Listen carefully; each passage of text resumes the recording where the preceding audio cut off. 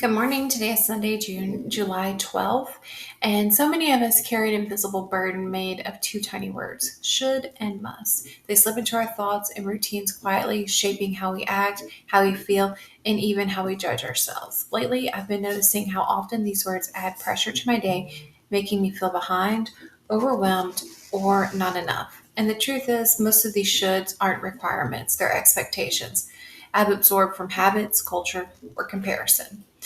I've noticed that whenever I catch myself saying I should, it's rarely coming from a place of joy or desire. It usually comes from pressure to keep up, to do better, to do more. Recognizing this has helped me pause and ask where the expectation is really coming from. Most of the time, it's not mine at all. A common shift for me is that I should be the one who cleans the house, cooks the dinners, and handles the roles that are typically seen as feminine.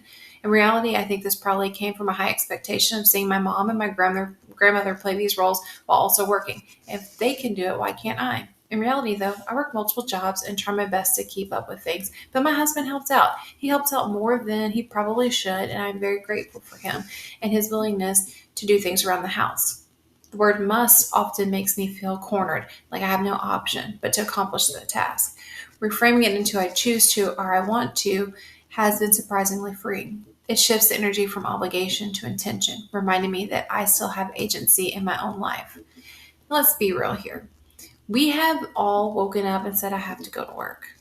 I have done this before, but now I try and catch myself and reframe the thought to get to say, I get to go to work. There are people who do not have jobs, no income coming into their home, and I'm blessed to be able to get up and go to work.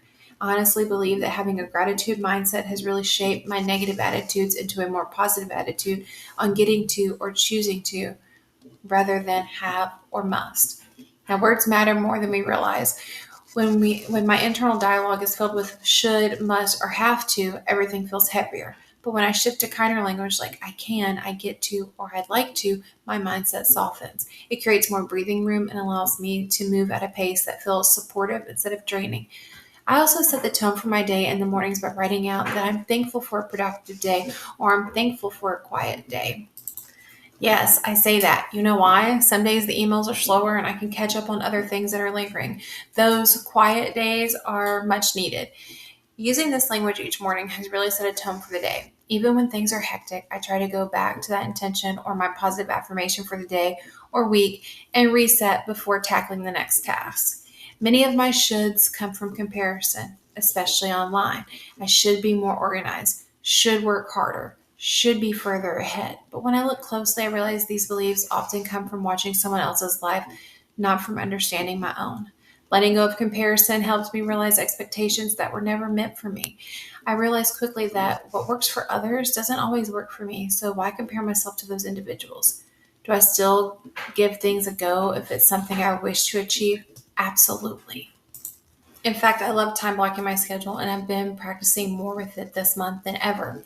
Does it always work out? No. But it allows me to at least set the intention on getting the things I choose to get done. Now, replacing should with empowering language isn't about ignoring responsibilities. It's about honoring yourself and the life you actually want to build. When I consciously choose different words, I feel more grounded, capable, and connected to my goals instead of overwhelmed by them. For example, I have to go to the gym tonight has been transformed to I get to go to the gym tonight. I get to go to class. Honestly, I've learned that the hardest part of that is actually just getting out the front door. Sometimes the greatest act of self care is giving ourselves permission to redefine what matters. Not everything is urgent, not everything is required, and not everything is meant for this season. Letting go of shoulds has helped me reclaim my energy and put it towards what genuinely matters to me and my family. As I grow, my goals and intentions change, but one thing that is consistent is that allowing myself to focus on what truly matters to me in that moment has really helped me in my mental health, my attitude, and my positivity. When I strip away the shoulds and musts, I'm left with what's honest, my priorities, my energy, my values, and my capacity. And that's where peace lives. Giving myself permission to operate from truth instead of pressure has opened up space for ease, joy, and intention.